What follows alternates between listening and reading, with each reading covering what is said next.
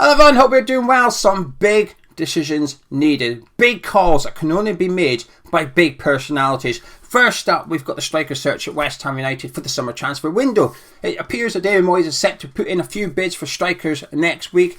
Some players that are on the shortlist that we're aware of. I'd imagine there's a couple of players on the shortlist that's not in the public domain as yet either. But it appears that he's decided which type of striker he wants to sign. Not necessarily on the pitch, their skills and attributes. We all know what kind of striker David Moyes would like. But in terms of pound notes, how much of his budget is he willing to allocate to the striker search? But the second big call that's needed, and it is a big call, it's raining outside. Today is barbecue 3 of the bank holiday weekend and the heavens have opened. It's pouring. The meat has been purchased. The barbecue is ready to go. The alcohol has been purchased. The invitations have been sent and RSVP'd. Everybody's ready to attend the social gathering. But the weather is not playing ball. It's not even miserable. It is pouring outside. A big call is needed on the barbecue. I'm voting yes. Get the gazebo up. Get the barbecue on. Happy days. But we shall wait and see. Anyway, if you've not tuned in for barbecue talk, you've tuned in for striker talk. So a couple of days ago, I did a video about that because there was a report that Moyes will not be signing a striker. And I didn't like how it was labelled up. It was like Moyes won't be spending big. He's going to go with Antonio as a striker next season. I didn't like it because I felt there was a bit missing from that. And that is that Moyes may purchase a striker. It just won't be 50-60 million. Now, the reports in the last 24 hours coming from ex-West Ham employees suggest that that is exactly what's going to be happening, that Moyes has ruled out the big money moves, so the likes of Ollie Watkins, Darwin Núñez, Dominic Calvert-Lewin, we will not be pursuing them. However, Moyes is willing to and will be putting in bids for the likes of Broja, Emmanuel, Dennis, players that are 20-25 million, around that price tag. Moyes is looking to bring one of them to West Ham United. Now, there's a little bit confirmation bias, Gonzo's favourite phrase. I like it though. I've pinched it, you can probably tell. So X could be wrong, of course. My theory could also be wrong. But I'd be surprised, I would be shocked if we didn't buy a striker this summer. And I'm not surprised by the reports that it's not going to be a big signing. So anyway, I don't want to go into it because I did it a couple of days ago. This is sort of an update from that video, if you like. But X also gave us 3 names. But then Fabrizio Romano has given us a 4th name. Now, this was before X's update, and it's not really a striker, but I'm going to include him in this video because he has played centre forward this season, which is possibly interesting. But the first name we're going to discuss is Broja. We all know Broja from Southampton. We all know all 4 names, by the way. These 4 names have been linked to us for the last month or two, so there's nobody new as such. But Broja of Southampton/Chelsea. And I think his situation has changed. The landscape's changed for Broja in the last couple of days, I think. Because he went back to Chelsea. It was sort of like 25 million was the rumoured price tag. Which I thought was quite cheap and fair. That makes sense. I think it's cheap in the sense that you're buying a striker 20 years of age that could go on to become an elite Premier League striker. 25 million would be a bargain if you got him, and he went on to fulfil that potential. But that's the risk element, and I think that's why it becomes fair, because the second half of the season at Southampton, he wasn't great, was he? You know, the first half of last season, Broja looked like a 40-50 million pound striker. The second half, he looked like a 15 million pound striker. That's the risk if you were to go buy him. You have to then unlock his potential and hope it works out, and then you're laughing, really. But the reports I've seen in the last couple of days from Chelsea's side of things is that they're more inclined to loan him out next season to a Premier League club. And I think this makes sense for Chelsea for a couple of reasons. First of all, 25 million I feel is quite low for him, because back in January he was sort of being tipped at around 40 million. And I can only speak for myself here, I didn't think that was outrageous. I thought that was a fair fee for what you were going to get. Somebody that could go on and do what I'd almost like Jamie Vardy goal scoring levels, if you like, in the Premier League. And, well, it'd be a bit of a bargain, wouldn't it? So 40 million I didn't sniff at. So 25, why would Chelsea sign for 25? Get him out on loan for another season, and he performs like he did in the first half of the season for Southampton over the full 10 months.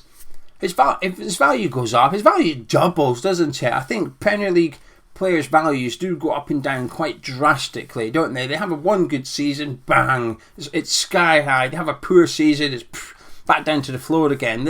I'd imagine, like, players' values, it might be for every league, but I don't get the impression it is. Imagine you look at, I don't know, German-based players or something, their values kind of go like this, but Premier League ones, it seems to be quite higher and lower and quite drastic as well.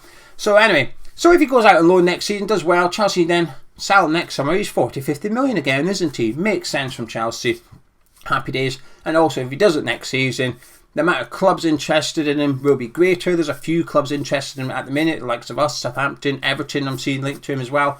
But imagine a good season next year. You're looking at 5, 6, 7 Premier League clubs lining up for him. And Chelsea may just want to keep him, simple as that. The second reason for the loan, Chelsea have had their fingers burnt a little bit in the transfer market. I mean, I think it's sort of gone under the radar, but I don't think they've had as much criticism as they should have done. And I'm not talking about the £100 million signing of Lukaku, believe it. I mean, that was dreadful. But I'm talking about the centre-back situation. Last summer, sold Tomori, who's gone and smashed it in Italy. Sold, I know they sold Kurt Zouma to us, but in particular, Mark Guy, who went to Crystal Palace, who smashed it. Now, Christensen and Rudiger have left on a free.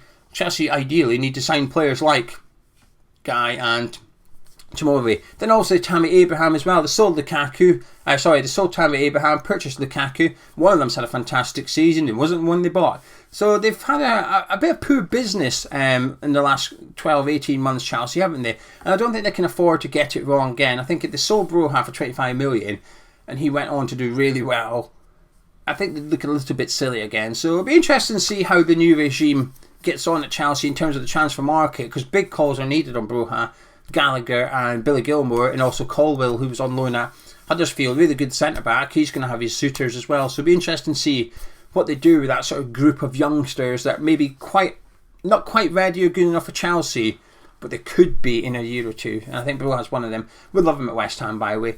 I've made it clear for a while. I'll make it clear again. He's my number one pick. I've always felt Ollie Watkins is the perfect striker, but I've always felt at 50 million he's too expensive. I think Broja's cheaper could become the perfect striker. I think it's far better value.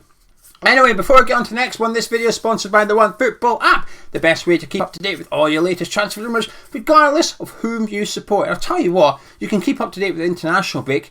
I didn't realise it was so big, I say international break, it's just an international period, isn't it? I was having a look at the Scotland games. I thought, when's our next game? I know we've got to play Armenia and Ireland. Next Tuesday, next 9 days, there's still another 9 days of internationals. Then the players get their break. They're back at the start of July. They've only got like 2-3 weeks off this summer.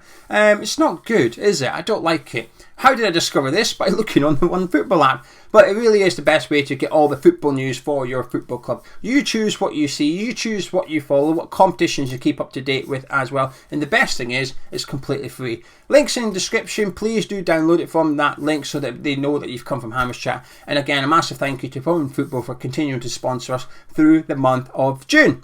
Now back to player number 2, Emmanuel Dennis of Watford. Told you we've heard of them all.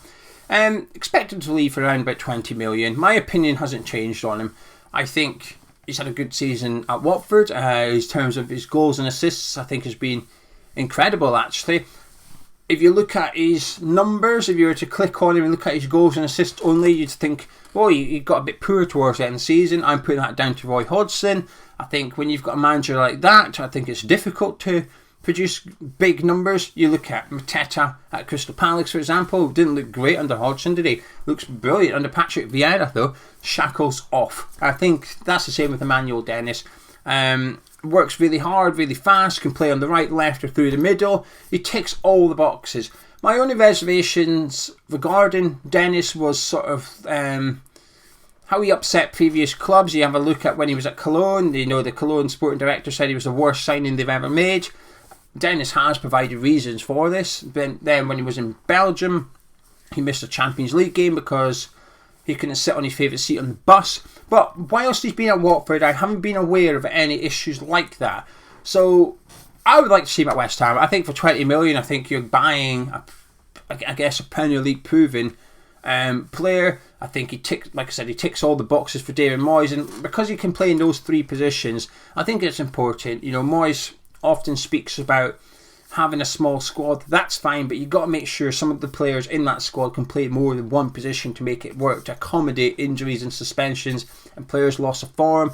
So, for example, if Antonio was out, you don't want to play Dennis up front for whatever reason, you can move Bowen up front, you can put Dennis on the right, sorted. You can play Dennis on the left, whatever. He's somebody that just allows Moyes a lot of flexibility in that front 3. I think he'd work at West Ham as well. So Dennis, it's a yes from me. Next up, Mohammed Bayo. I still don't know anything about him. If you guys know anything about Mohammed Bayo, please put it in the comments below, because I'd like to read your opinions on him.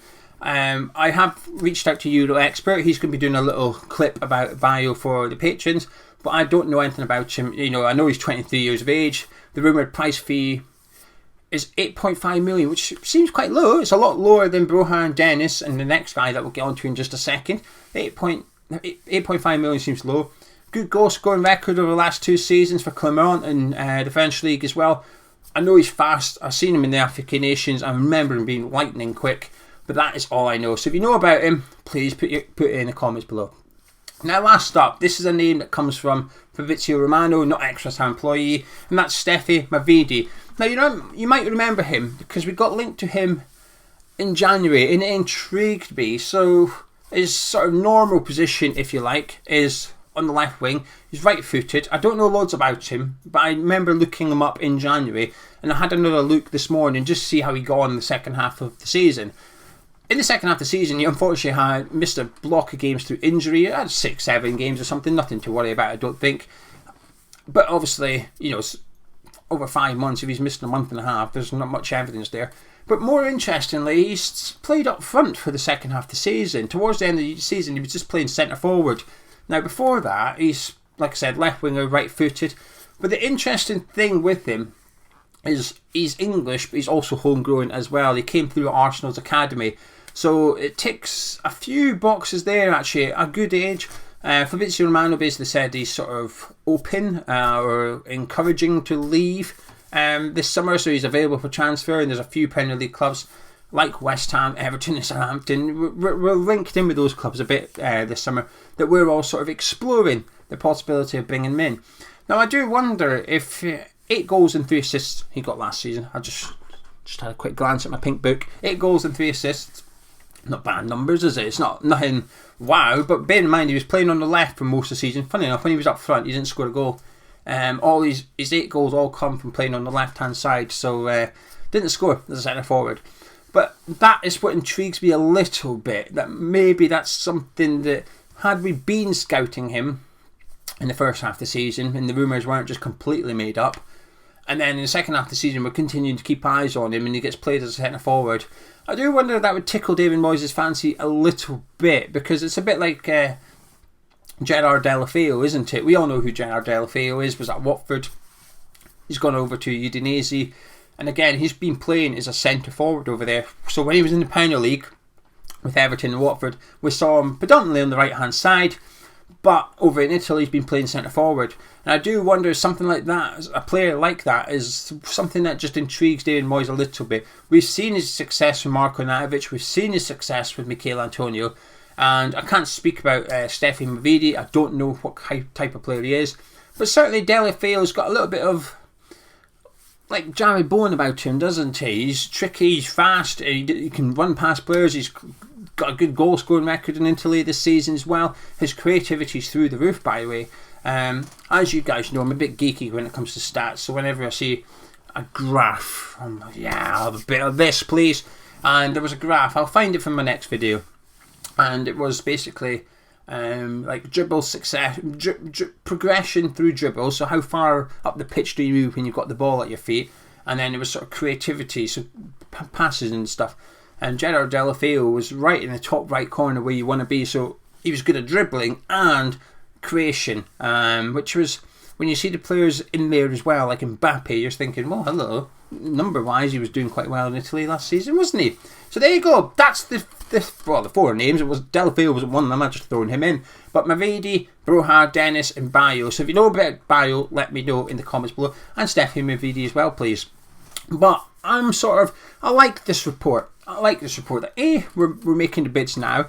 The international period, it can be easy for clubs. It's a bit annoying for players. Kevin De Bruyne spoke out about it, saying the Nation League, it's better than friendlies, but don't really want to be playing them. It's not good, and I understand why, because the season starts really early next year because of the World Cup, and it just seems a lot of football, doesn't it?